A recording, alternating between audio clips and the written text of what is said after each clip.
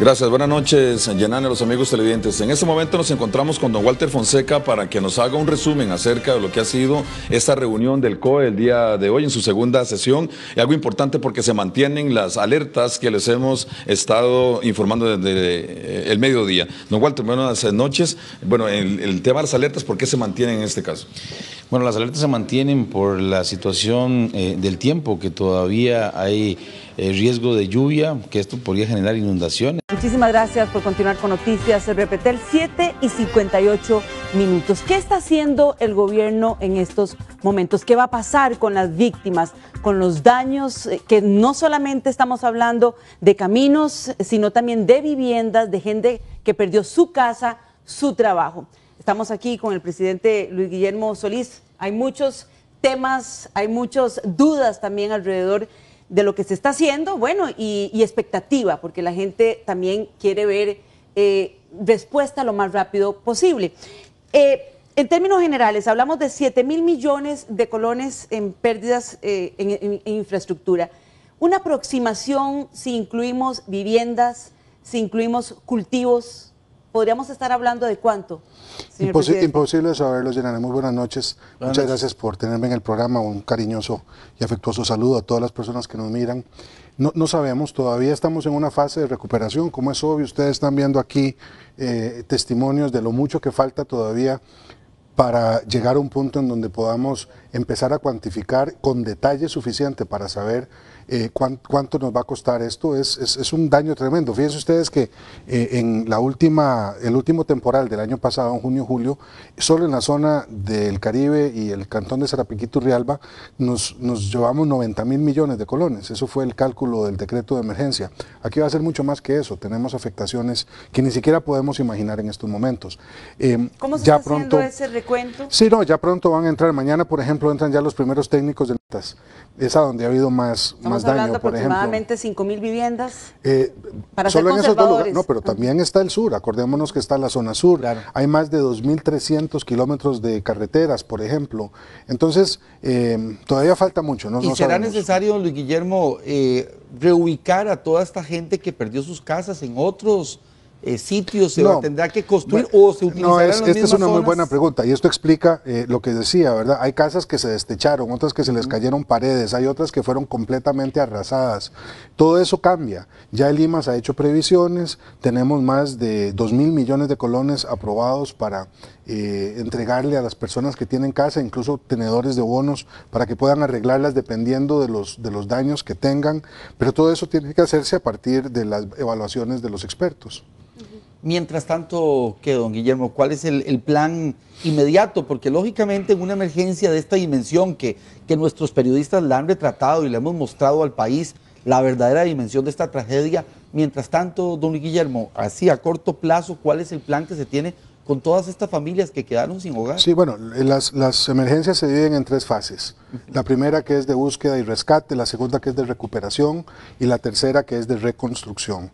Ya la de búsqueda y rescate prácticamente está terminada, aunque seguimos en labores de asistencia humanitaria, que es el traslado del habituallamiento a las familias, los diarios que se están llevando en miles de diarios todos los días por medio del Servicio de Vigilancia Aérea, por medio de la Cruz Roja, de bomberos, de voluntarios que están saliendo a dejar estas comidas en los albergues, en las casas, en todo el territorio nacional.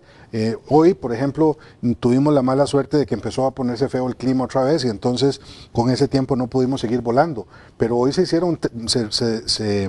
distribuyeron solamente en la zona de Barras 300 diarios. Entonces, la primera cosa que hay que hacer es garantizar que esa fase de asistencia humanitaria se continúa durante todo el tiempo que se requiera. Hay suficiente aprovisionamiento gracias a la enorme generosidad del pueblo y la empresa privada en Costa Rica. Después estamos recuperando. Ustedes vieron ahora en el programa cómo se limpiaban, por ejemplo, los inmuebles. Primero las instituciones públicas que tienen que estar listas para darle servicio al ciudadano y a la ciudadana. Después las viviendas. Tenemos que recuperar caminos. Hoy con las lluvias se nos volvieron a salir los ríos y se afectaron dos caminos que ayer estaban bien.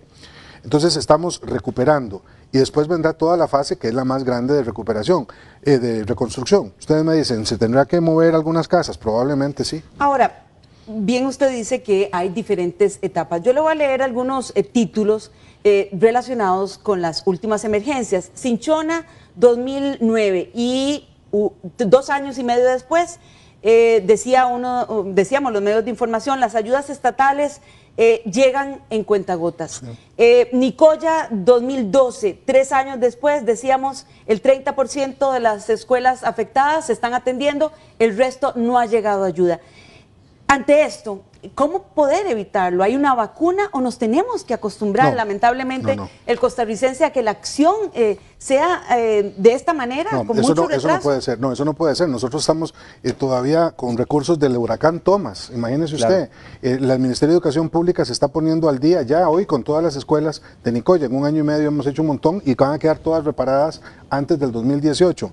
Pero tenemos que meterle más ganas a la cosa, no puede ser que tengamos estos problemas. Sí se puede hacer. Ganas, señor presidente? Yo creo que mucho tiene que ver con ganas. Mire, ustedes han visto al país en estos días, da gusto ver cómo la gente se pone las pilas, cómo las instituciones se alinean, cómo hay cadenas de mando que se responden, gente que trabaja disciplinadamente, han estado trabajando días y días. Esto empezó el 19 de noviembre, es que nos acordamos nada más de Otto, ¿verdad? Pero había un frente frío que nos afectó muchísimo, especialmente en la zona sur desde el 19 de noviembre, y ahí han estado pegados, trabajando sin cesar.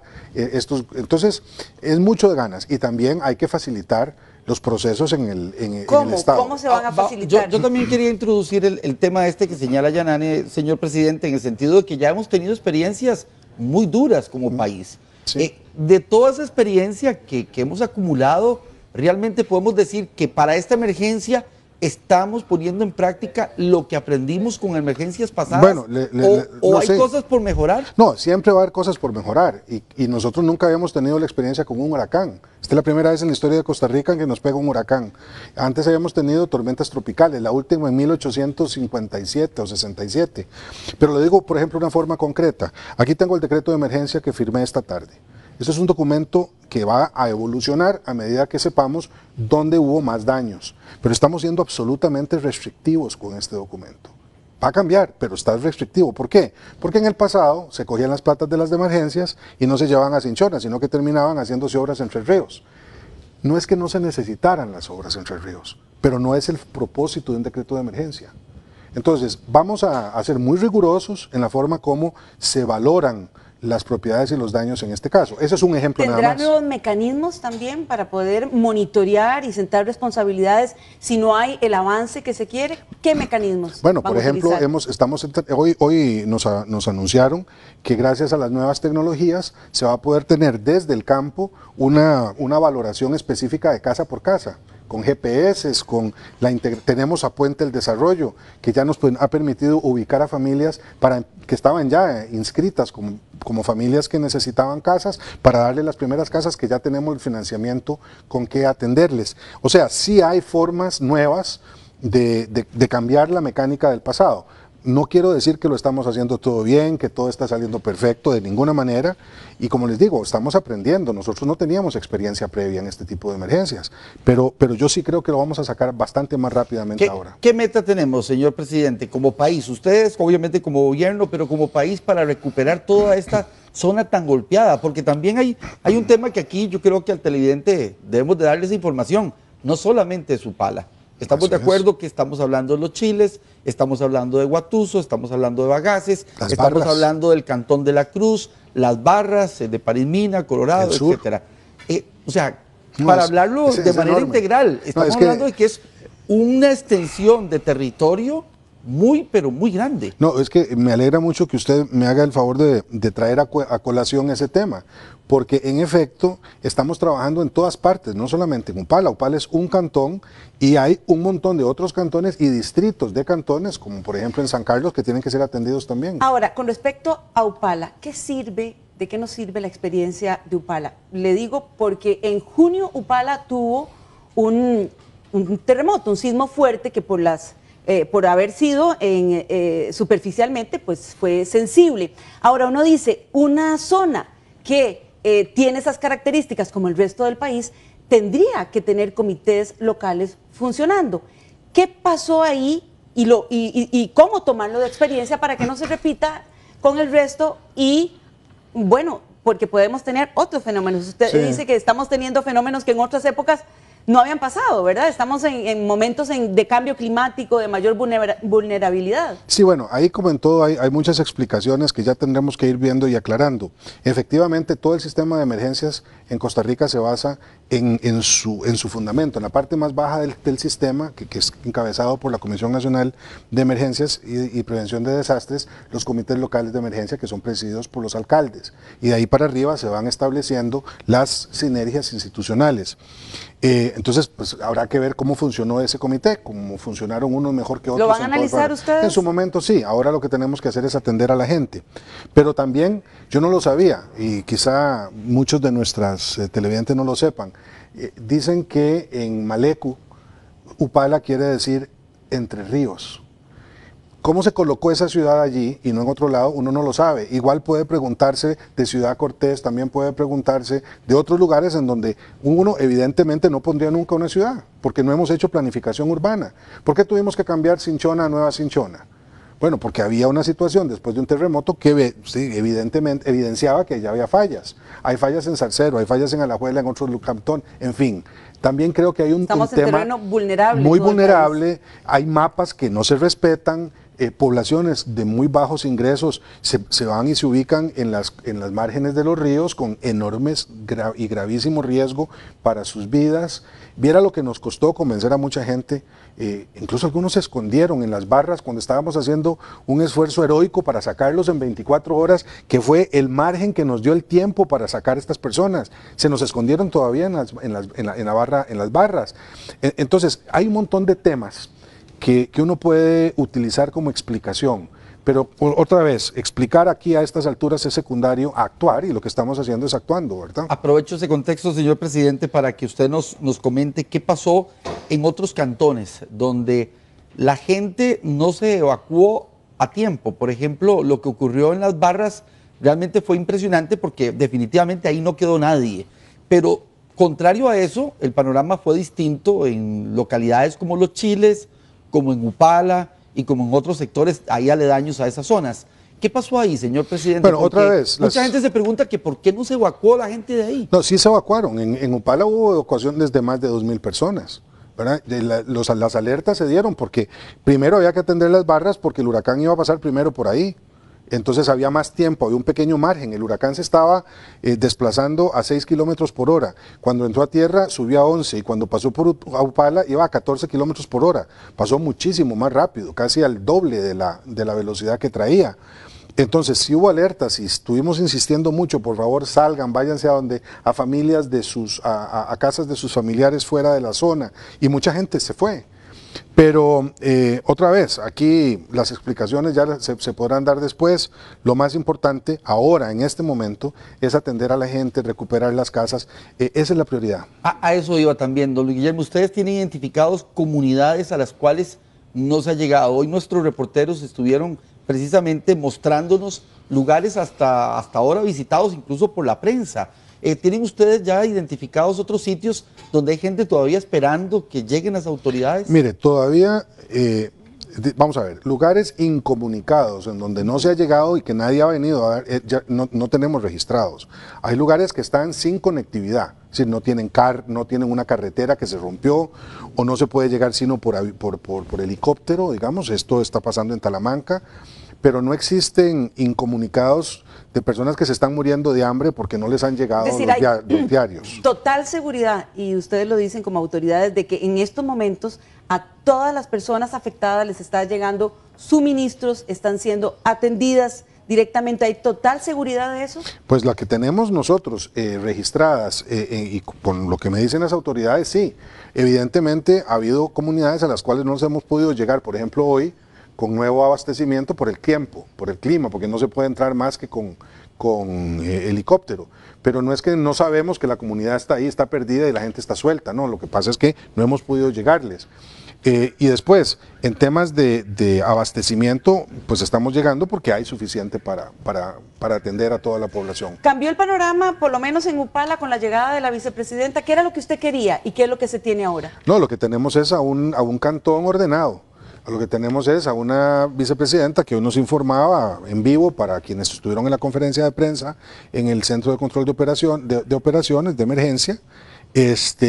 Nos informaba de todo lo que se está haciendo, las lavadas de las calles y de los edificios, el ordenamiento de los albergues, la provisión de servicios médicos para la población, coordinando con la señora ministra de Educación para que mañana en algunas escuelas pueda haber clases, no en Upala misma porque está en alerta roja, pero en lugares aledaños. En fin, ha logrado alinear a las instituciones. Hoy tuvo una muy buena reunión con el señor alcalde. Al final de cuentas, no nos vamos a quedar ahí para siempre. Dentro de pocos días se tomarán las instituciones el papel que a cada cual le corresponda y seguiremos adelante, ¿verdad? En cuanto a recursos disponibles. En estos momentos tenemos suficientes recursos. Yo quisiera más bien aprovechar para decir que nos están pidiendo no tanto más comida, que existe en buena cantidad, sino implementos para limpieza, por ejemplo. Claro. Más jabones, pastas de dientes, cepillos de dientes, toallas sanitarias. Eso es para lo inmediato. Es para lo inmediato. Y que, bueno, hemos visto la respuesta tan buena, tan generosa, tan solidaria del costarricense. Pero para el mediano plazo, recursos disponibles, ¿qué estrategias tiene el gobierno de la República para atender esto de una manera integral? Y como usted dice, no retrasarse. Bueno, en lo inmediato... O como usted promete. Bueno, en lo inmediato... Un presupuesto extraordinario que nos refuerce. Ayer nos aprobó un presupuesto, doña Yanane, que nos recortó, en el caso del Instituto Meteorológico, el 30% de los recursos del meteorológico.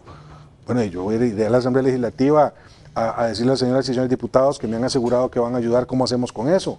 ¿Verdad? Están cerradas las plantas del MOP el año entrante porque no vamos a poder tener los recursos para generar asfalto o plantas de asfalto en algunas regiones.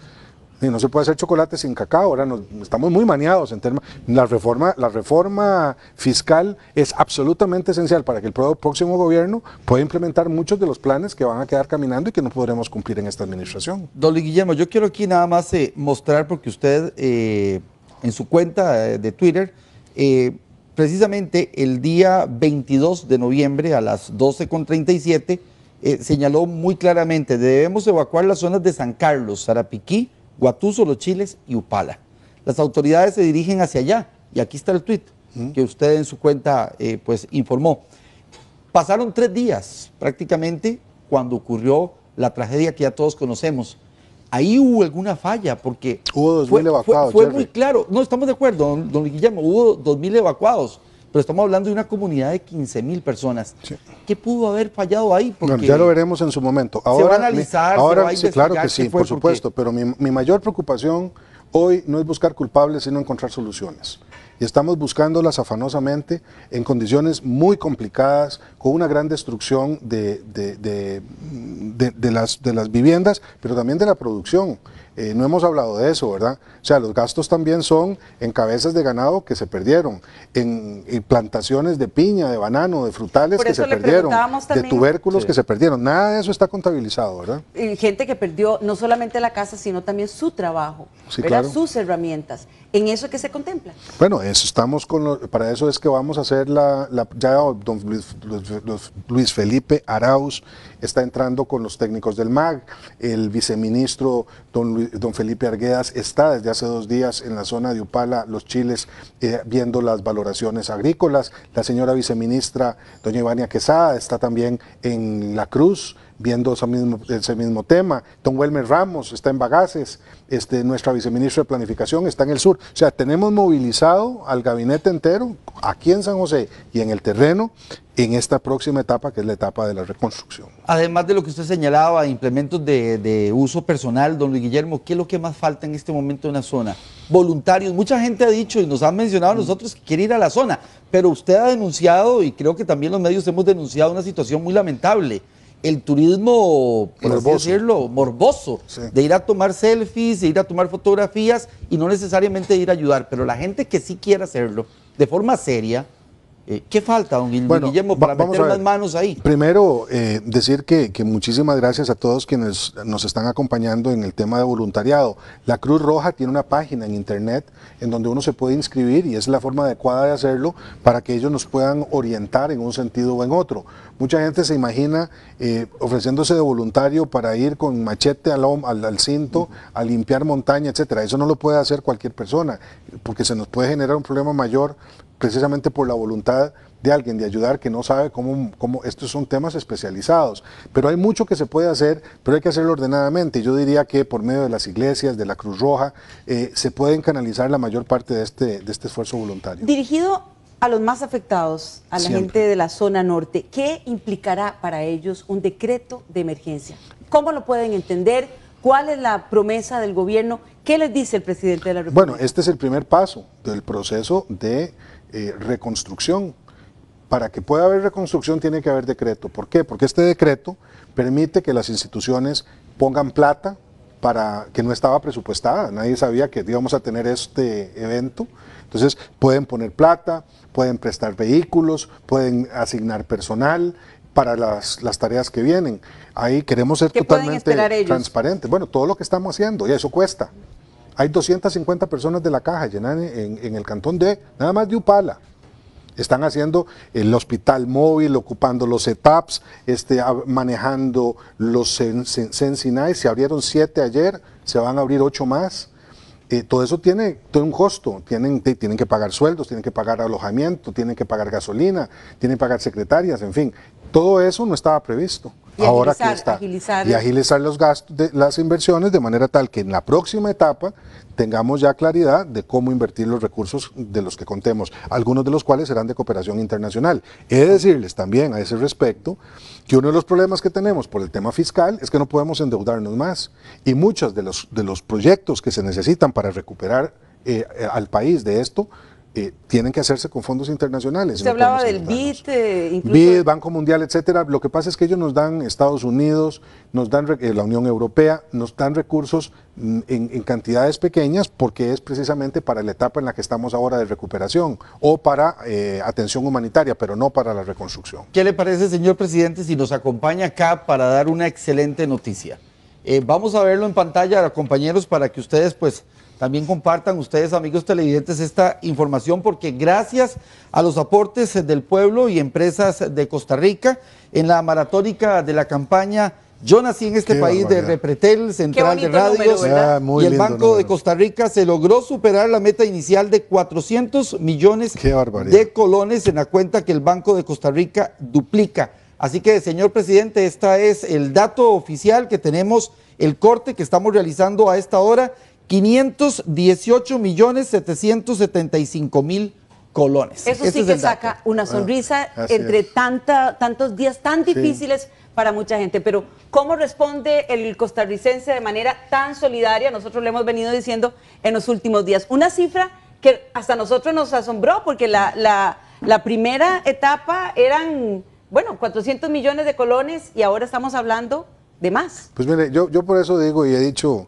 ya varias veces que yo no me puedo explicar cómo un pueblo que puede hacer esta maravilla, que puede evacuar a 4.000 personas en 24 horas, que puede alinear a las instituciones, no puede hacer un puente de 160 metros, que es el Puente La Platina, durante 10 años. No puedo explicármelo, no puedo entender cómo esta maravilla de Estado no lo hace, ¿verdad? Pero bueno, ya seguimos con las buenas noticias, don Luis Guillermo, y queremos que usted nos permita pues dárselas al público, porque a partir de este dato de los 518.775.968 colones, se ha establecido una nueva meta. La meta es ahora 600 millones de colones, de los cuales el Banco de Costa Rica duplicará 300 millones. Y quedan 2 semanas para eso. A eso íbamos. Hay que llegar. 2 semanas para vamos a necesitar cada 5. Toda la posibilidad, quedan 2 semanas para aumentar esa cifra y que llegue. Pero para completar lo que le decía anteriormente a propósito de la platina, ese es precisamente el temor de la gente.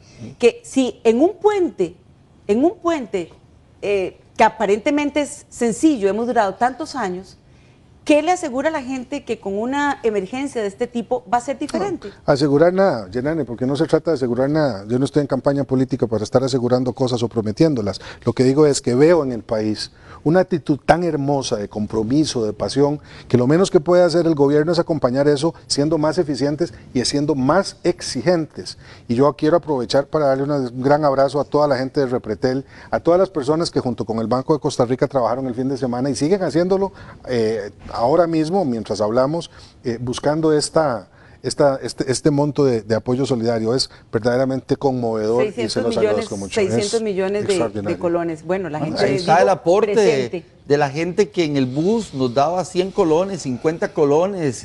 Realmente fue impresionante porque el pueblo de Costa Rica sí ayer nos dio una demostración de que todos unidos se puede lograr grandísimas cosas. Señor presidente, agradecerle su presencia aquí en Noticias Repretel y sobre todo por compartir esta enorme noticia con el pueblo de Costa Rica. Muchísimas gracias. Estaremos al tanto de todo lo que haga el gobierno, al tanto para informar al Costa Rica. Buenísimo. Hoy ya para terminar con otra buena noticia, me avisó doña Sara Salazar que bajaba la gasolina en 19 pesos. Así es el litro, así es que eso es una muy buena noticia. Para diciembre es una buena noticia. Muchas gracias. Muchísimas gracias, señor presidente.